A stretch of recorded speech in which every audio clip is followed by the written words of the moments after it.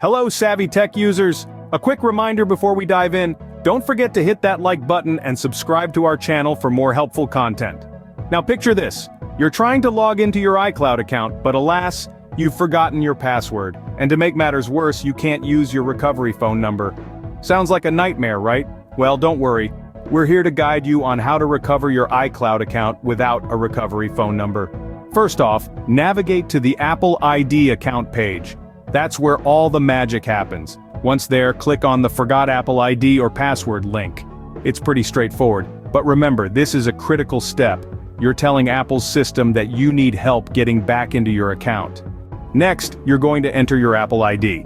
This is typically your email address. It's the one you used when you first set up your account. If you can't remember it, don't fret. There's an option for that too. Just click on Look It Up and follow the prompts. Once you've entered your Apple ID, you'll be asked to enter your phone number. Now, in this case, you don't have access to your recovery phone number, so click on the I don't have access to this number option. Now here comes the interesting part. Answering your security questions. These are questions you chose when you set up your account. Answer them correctly, and you're golden.